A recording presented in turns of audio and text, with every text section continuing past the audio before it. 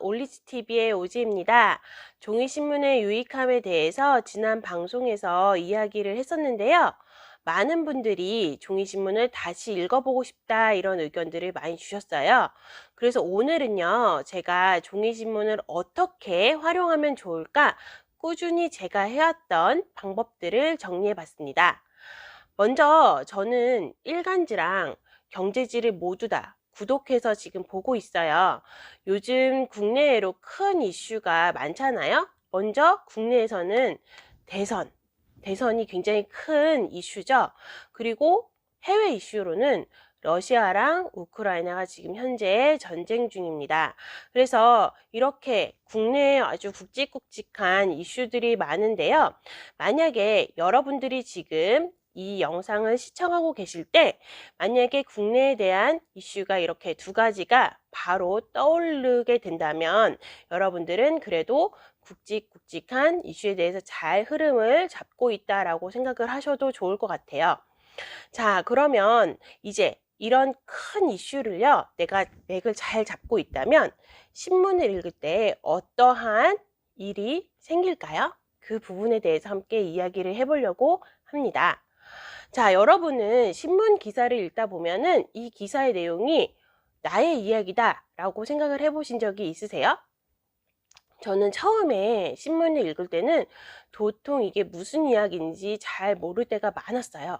그런데 신문을 읽을 때요, 이 이야기가 나의 일상에도 영향을 미칠 수 있겠구나 라고 생각을 하면서 읽다 보니까 신문이 너무나 재밌게 읽혀졌거든요. 그래서 그 부분에 대해서 이야기를 먼저 나눠보겠습니다. 자, 기사의 이야기가 나의 이야기가 된다. 이게 무슨 말일까요? 먼저 제가 쉽게 이해를 할 수 있도록 예를 한번 들어볼게요. 지금 러시아랑 우크라이나가 지금 전쟁 중이라고 했습니다. 자, 이 두 개의 나라가요, 전쟁을 하고 있는데 이 전쟁이 나의 일상에도 영향을 미칠 수 있을까요? 네, 맞습니다. 만약에 여러분들이 자동차 운전을 평소에 많이 하신다면 아마 요즘에 휘발유 가격이 매일매일 오르고 있는 것들을 체감하실 거예요. 이렇게 기름값이 오르는 가장 큰 이유 중에 하나는 바로 러시아에 대해서 원유를 수입하는 것에 대한 금지를 지금 각국이 모여서 여러 가지 방안들을 논의하고 있어요. 그러면 예측이 되시죠? 러시아 같은 경우는 원자재, 원유로 많은 수출을 해서 이제 먹고 사는 나라인데요. 이 나라의 원유를 우리가 수입을 좀 중단해 보겠다라는 논의들이 이제 나오게 되면 당연히 수요자는 그대로예요.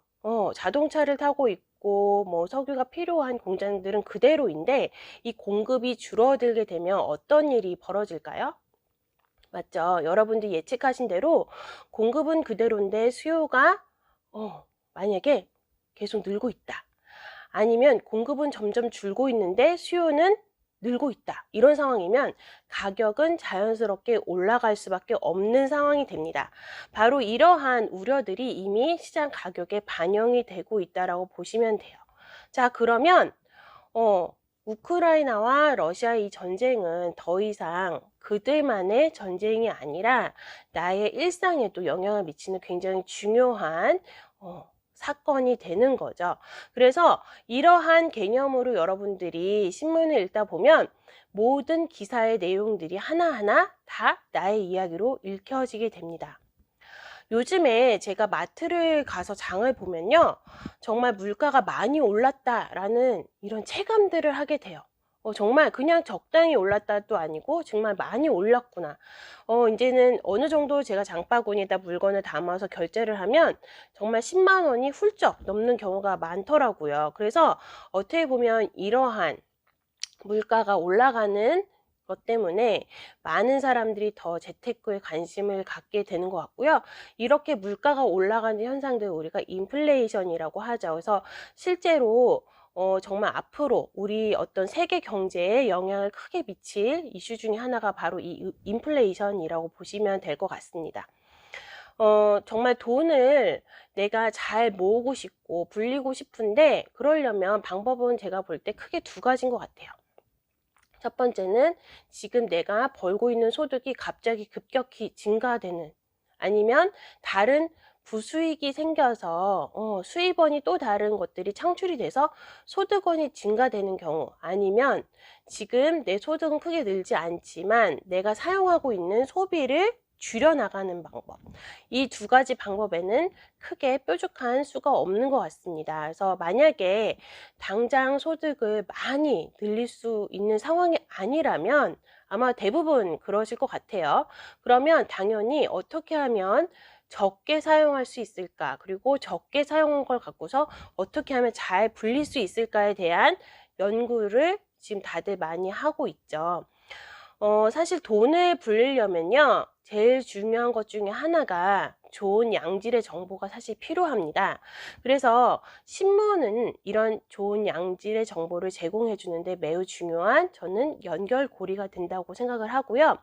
그래서 신문을 꾸준히 읽다 보면 나한테 도움이 될 수 있는 정보들을 찾아낼 수 있는 이제 안목이 생길 수 있어요.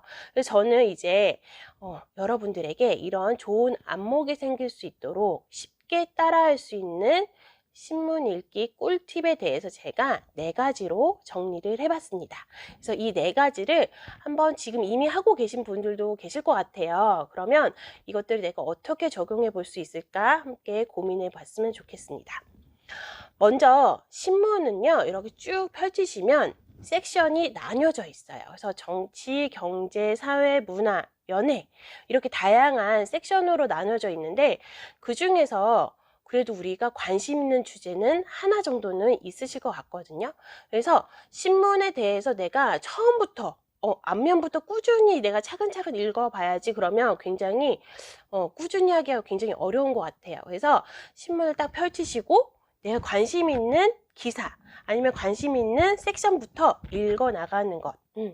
그래서 처음에 내가 관심 있는 주제를 먼저 읽기 시작하면요, 그 다음에 어떻게 되느냐, 다른 주제에 대해서 좀 자연스럽게 관심이 이어지더라고요. 여러분들 책을 서점에 가서 이렇게 사실 때요, 책 살 때 우리 제일 먼저 뭘 많이 보시나요? 물론 제목도 많이 보게 되지만 제목뿐만 아니라 우리가 목차를 보게 되잖아요. 그래서 목차를 쭉 훑어보다가 이 책에 이런 재미있는 목차가 있네, 그럼 나 한번 사서 읽어볼까, 이런 생각을 하시는 것처럼 신문도요, 저는 그렇게 읽으면 좋을 것 같아요. 그래서 쭉 피신 다음에 관심 있는 분야가 있다면 관심 있는 분야부터 시작을 해보시는 것들을 추천드리고요. 제 경우는 저는 평소에 또 경제에 관심이 많다 보니까 경제 관련 기사들을 먼저 좀 살펴보는 편이에요. 그래서 경제를 쭉 읽다 보면 자연스럽게 정치, 경제, 사회, 문화, 예술까지 쭉 유기적으로 연결되어 있고 서로 영향을 어떻게 주고받는지가 보이더라고요. 그래서 신문을 이렇게 매일매일 읽다 보면 정말 저는 이런 생각이 좀 듭니다. 와, 정말 전 세계에 이렇게 많은 사건들이 쉬지 않고 일어나는 것도 정말 놀랍기도 하고, 또 어떠한 경우에는요, 어제 같은 사안에 대해서 A라는 기자는 이렇게 평을 했는데 또 다음날 B라는 기자는 전혀 다른 시각으로 이 사건들을 해석하는 것도 볼 수 있습니다. 그래서 이렇게 다양한 시각들을 배우고 다양한 시각들에 대해서 내가 접해볼 수 있는 거는 또 신문 읽기의 새로운 묘미라고 저는 생각이 들어요. 또 이뿐만 아니라 신문을 꾸준히 읽다 보면요, 자연스럽게 상식이 늘게 됩니다. 제가 지난 방송에서도 유재석 씨 얘기를 했었는데요. 유재석 씨도 책과 신문을 가까이 하면서 정말 그 누구보다도 어떠한 전문가를 만났을 때도 술술 이야기가 잘 풀어지는 경험들을 우리 이제 보게 되잖아요. 이처럼 상식이 높아지게 되면 다양한 사람들하고 대화를 할 때도요, 다양한 주제로 이야기를 쉽게 할 수 있는 경험들을 하게 됩니다.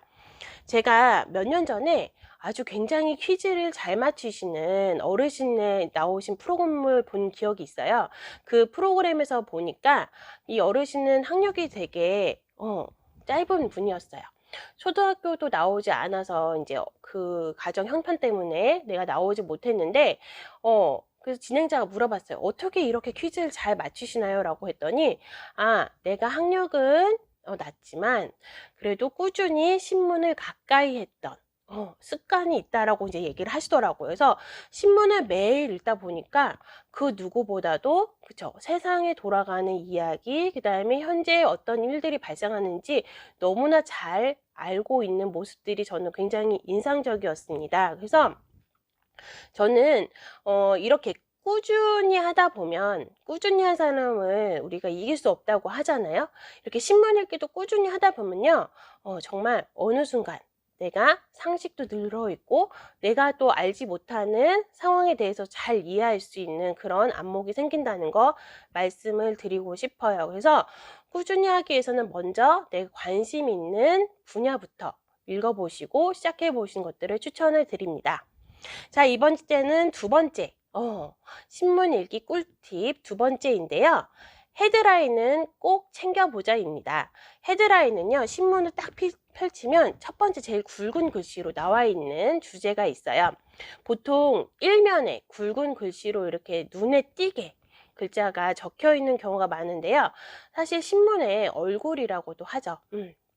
이 헤드라인을 뽑기까지는 많은 기자들이 고민을 한다고 합니다. 그래서 그날의 다양한 기사들 중에 어떤 것들을 원톱으로 할 것인가 이런 선정들을 하게 되는데 적어도 헤드라인만 꾸준히 매일 읽으시면요. 적어도 그날 무슨 일이 있었는지를 놓치지 않고 갈 수 있는 큰 맥을 잡는 데는 많은 도움이 되고요. 또 그뿐만 아니라 보통 헤드라인에 나와 있는 주제와 관련된 칼럼 그리고 기사들이 그 후속면에 계속 나오게 돼요. 그래서 너무 바빠서 나는 신문을 다 살펴보기 어렵다라고 본다면 헤드라인에 있는 기사 정도는 읽어보는 이런 작은 습관들을 가져보셔도 좋을 것 같아요. 자, 이번에는 신문 읽기 꿀팁 세 번째 알려드립니다. 자, 세 번째는요. 신문 기사에서 나온 용어에 대한 정리 방법이에요. 제가 초등학생 자녀를 키우는 엄마이다 보니까 이제 다시 공부법에 대한 관심이 사실 많아지는 것 같아요. 그래서 어떻게 하면 자녀가 공부를 할 때 같은 시간에 효율적으로 공부하게 할 수 있을까? 이런 공부들을 이제 저도 유튜브도 찾아보고 책도 많이 보게 되는데 결과적으로는 공부를 잘하려면 다른 방도가 없는 것 같아요. 그 중에 하나가 바로 이 개념에 대한 원리를 잘 이해하는 것이 전문가들이 공통된 의견이었어요. 그래서 저도 역시 공부하는 거는 주제와 관계없이 역시나 그 개념을 잘 이해하고 용어를 잘 이해한다면 쉽게 그래도 앞으로 나아갈 수 있구나라는 것들을 이해를 했거든요. 신문 읽기에서도 이 방법은 동일하게 적용이 될 수 있는 것 같아요. 그래서 신문을 읽다 보면 사실 새로운 용어들이 계속 나오죠. 그리고 특히 경제신문을 보시다가 이 새로운 용어 때문에 내가 글자를 모르는 건 아닌데 왜 이렇게 나는 이 경제신문이 어렵게 느껴질까요? 라고 이야기하시는 분들을 제가 많이 만났어요. 근데 그 이유 중에 하나는 바로 용어 때문에 용어가 무슨 말인지 이게 도대체 뭐야? 라고 하시는 분들이 많았거든요. 그래서 개념을 좀 잘 이해하기 위해서는 먼저 새로운 용어들이 나올 때마다 이 용어를 잘 이해하고 정리하는 습관을 가지시면 도움이 되실 것 같아요. 요즘에는 경제신문 이 회사들에서요, 다 경제 용어 사전들을 인터넷에 다 만들어 놨습니다. 그래서 여러분들이 신문을 읽다가 도대체 이게 무슨 말인지 기사에 설명을 안 해주고 있어요. 그러면 그 용어를 검색을 하시면 돼요. 그래서 경제사전 용어라고 검색을 하시고 그다음에 그 안에다 용어를 검색하시면 정확하게 예시나 설명까지 충분히 잘 이해할 수 있도록 친절하게 설명이 되어 있으니까요.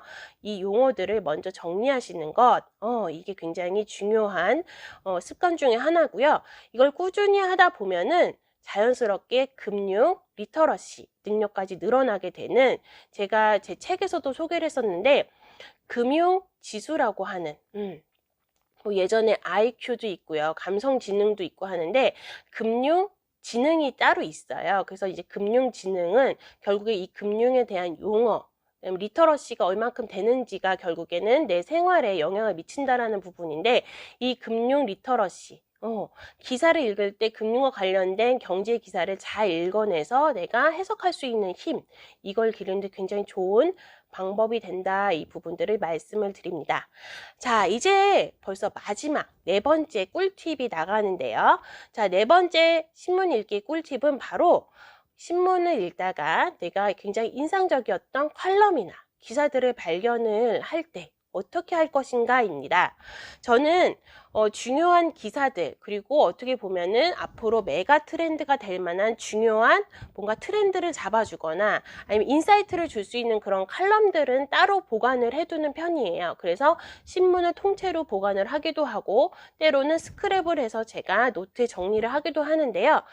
특히 저는 이제 책을 집필하기도 하고 강연을 할 기회가 많아서 그런 경우에 중요한 부분들을 참고 자료로 많이 활용을 하고 있어요. 그래서 이런 경우에는 그 글을 제가 처음 신문에서 봤을 때, 그리고 또 시간이 조금 지나서 두 번째, 세 번째 이 글을 다시 읽으면요, 처음 읽었을 때 발견하지 못했던 굉장히 또 다른 중요한 의미들을 발견할 때가 있더라고요. 그래서 저는 좋은 문장, 아니면 좋은 핵심 어떤 인사이트를 주는 기사인 경우에는 따로 메모를 해 나가면서 저의 글쓰기 능력에도 많은 도움을 받고 있습니다.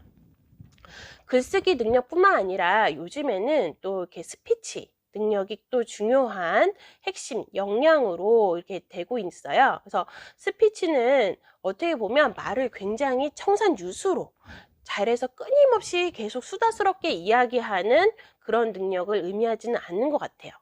오히려 적은 말을 하더라도요, 올바르게 유용한 정보를 잘 선별해서 논리적으로 내용을 구성을 해주고, 그다음에 남들하고 소통을 할 수 있는 이런 의사소통을 우리가 스피치 능력이라고 이제 말하고 있죠. 그래서 이러한 능력이 앞으로는 점점 더 저는 중요해지고 있다고 보고 있어요. 그래서 이러한 능력을 길러주기 위해서 뭐 요즘에 성인들도 그렇고 어린이들도 스피치 학원들을 많이 보내고 있는데, 저는 궁극적으로 스피치 이 스킬은요, 어떤 기술적인 부분, 단순히 어떤 부분에서 강조하고 어떻게 말을 해라 이러한 기술적인 부분이라기보다는 평소에 내가 많이 읽고 이런 쓰는 능력들이 잘 갖춰져 있으면 자연스럽게 자존감이 높아지는 것 같아요. 그래서 자존감이 높아지면 자연스럽게 내가 생각하는 것들을 남에게 잘 전달할 수 있고, 또 다른 생각을 가진 사람들하고 소통하는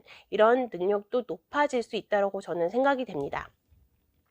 오늘 제가 이렇게 크게 네 가지의 꿀팁을 갖고 왔어요. 그래서 신문 기사를 읽으면서 제 나름대로 도움이 되었던 방법들을 가지고 왔는데요. 이제 요약 다시 들어갑니다. 첫 번째, 먼저 신문을 읽으실 때는요, 내가 관심이 있는 관심 분야부터 신문을 읽어봤으면 좋겠습니다. 두 번째는 헤드라인은 꼭 챙겨서 읽어보고 적어도 그 기사 정도는 내가 놓치지 않고 가는 것이 중요하다. 세 번째는 중요한 개념이 담긴 용어는 경제사전 용어를 꼭 검색을 해서 정리해보는 습관을 가져보자. 마지막 네 번째는요, 신문 기사를 읽다가 인상적인 문장이나 어떤 칼럼, 기사들이 있을 경우에는 스크랩을 해두자입니다. 어떻게 보면 이 네 가지가요, 특별하진 않을 수 있어요. 특별하지 않은 작은 꿀팁이지만 매일매일 내 것으로 만든다면 어느새 글로벌 이슈가 발생을 했을 때 뉴스가 술술 읽히고, 그다음에 그 상황에 대해서 내가 어떻게 대처할지에 대한 판단을 할 수 있는 내 모습을 발견하시게 될 거라고 저는 생각이 듭니다. 오늘도 제 영상이 유익하셨다면 구독과 좋아요 부탁드리고요. 다음 영상부터는 제가 이제 글로벌 뉴스에서 어떤 핫 이슈가 무엇인지 이런 것도 좀 찾아보고요. 그다음에 용어도 함께 정리해보는 그런 시간을 마련하려고 합니다.